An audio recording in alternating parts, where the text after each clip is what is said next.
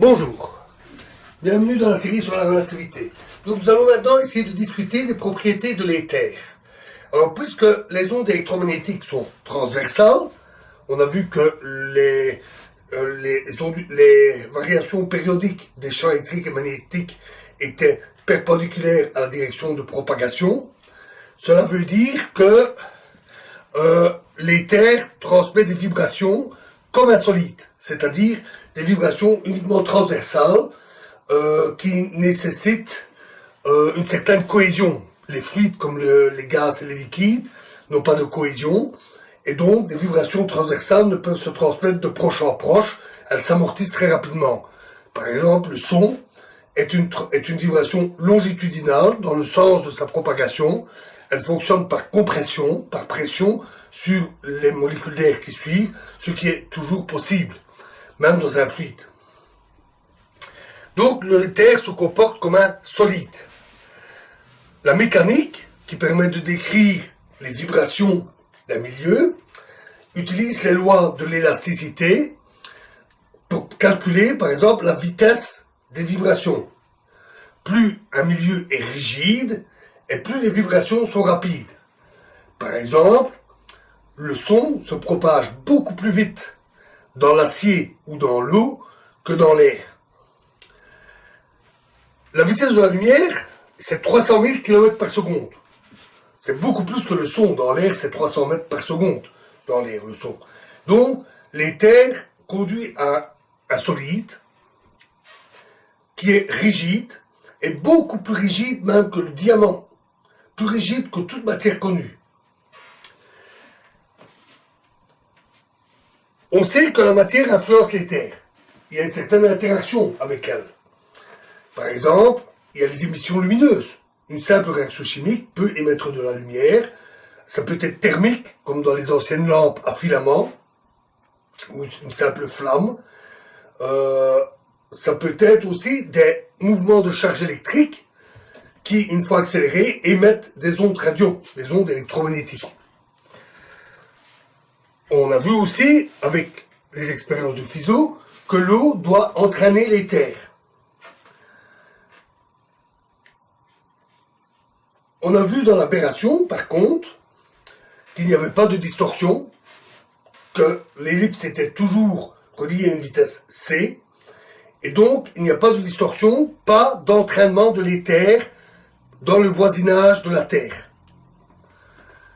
De plus, les planètes se propagent dans un milieu comme l'éther, qui est solide, extrêmement rigide, et on sait en plus que la matière interagit avec l'éther. Et pourtant, les planètes ne sont pas ralenties. Elles se tournent autour du Soleil depuis 4,5 milliards d'années, sans avoir ralenti, ou pas de manière mesurable. Ce qui est assez contradictoire avec un milieu extrêmement solide, qui ne peut pas se déformer, plus solide que du diamant, et qui donc devrait passer à travers les planètes sans être le moins du monde perturbé. Sinon, le mouvement de la planète distordrait l'éther sur son passage. Il doit donc passer à travers, sans réagir. Et pourtant, on sait qu'il est entraîné par l'eau, par les fluides, en fonction de l'indice de réfraction. Et on sait que la matière interagit avec l'éther. Et pourtant, il n'y a pas de ralentissement. De plus, quand on mesure la vitesse de la lumière, on trouve toujours la valeur c, quel que soit l'observateur, même pour des objets en mouvement, des systèmes en mouvement.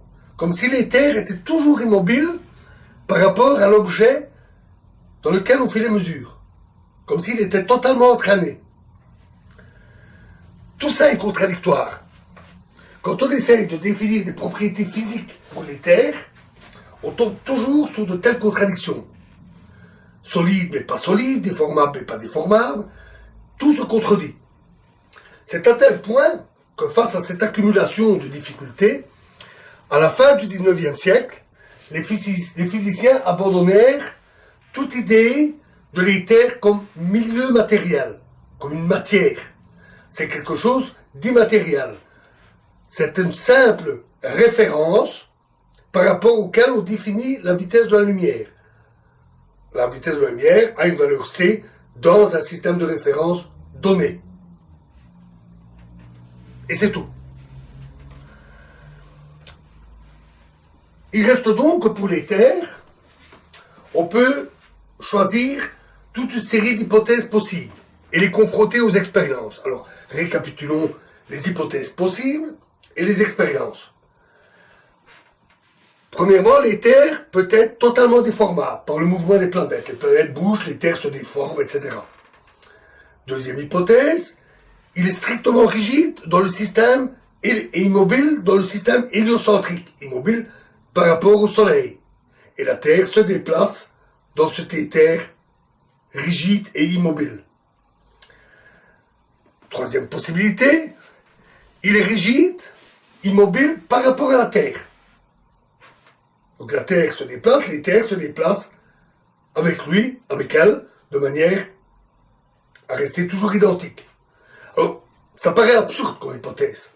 Pourquoi? Parce que ça veut dire un éther qui se déplace de manière rigide dans tout le système solaire avec la Terre. Et donc, pourquoi la Terre? Pourquoi pas le Soleil? Ou pourquoi pas la Lune ou Mars? Ou Jupiter, la grosse planète? Ou Mercure, petite planète? Pourquoi la Terre? Donc, cette hypothèse semble un peu arbitraire, mais on l'envisage quand même, pour être complet. On prend toutes les hypothèses possibles. On pourrait aussi imaginer un éther strictement rigide, qui ne bouge pas en dehors des corps, mais qui est entraîné par les corps. Donc, un corps en déplacement entraîne une partie de l'éther en son sein. Mais à l'extérieur du corps, l'éther n'est pas affecté du tout. C'est tout à fait possible. Notons que ça introduit des discontinuités. Il se déplace parce qu'il est entraîné dans le corps, mais à l'extérieur, il ne bouge pas. Et donc, il y a des discontinuités aux interfaces, avec accumulation d'éther d'un côté et perte d'éther de l'autre. Mais si l'éther n'est pas considéré comme un milieu matériel, mais comme un simple système de référence, alors ça ne pose pas de problème. Les systèmes de référence sont fixés à l'extérieur, et à l'intérieur, au sein du corps, ils se déplacent au moins en partie avec lui. Le système de référence par rapport auquel on définit la vitesse de la lumière. Une autre hypothèse, c'est de dire, ben non, il n'y a pas d'éther. La lumière se propage de manière balistique, comme des corpuscules, des petits projectiles, avec les lois de Newton. C'est contradictoire avec l'hypothèse ondulatoire. Mais on peut imaginer que ces petits corpuscules oscilleraient ou seraient portés par des ondes. On peut imaginer toutes sortes de choses. Et donc, admettons une propriété balistique, comme pour des projectiles. Dans ce cas, la vitesse des corpuscules est donnée par l'émetteur. C'est comme quand on tire une balle de fusil. Si je tire une balle de fusil qui se déplace à 100 km/h, si je monte à l'intérieur d'un véhicule qui se déplace lui-même à 100 km/h et que je tire vers l'avant, la balle va partir par rapport au sol à 200 km/h. Alors à sa vitesse propre, plus la vitesse déjà donnée par le déplacement du véhicule.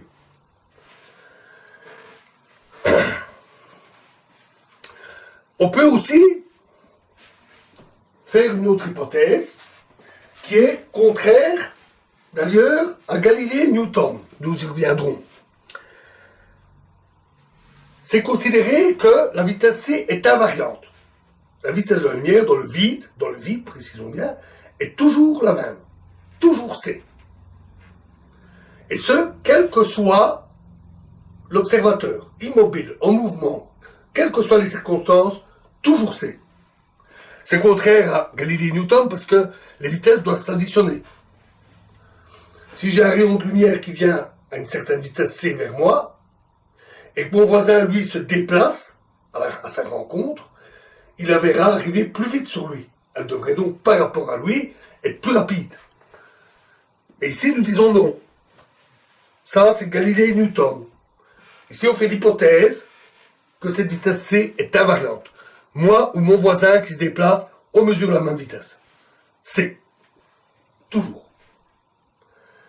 hypothèse iconoclaste, qui est celle qu'a posée Einstein. Suite à cette accumulation de résultats expérimentaux.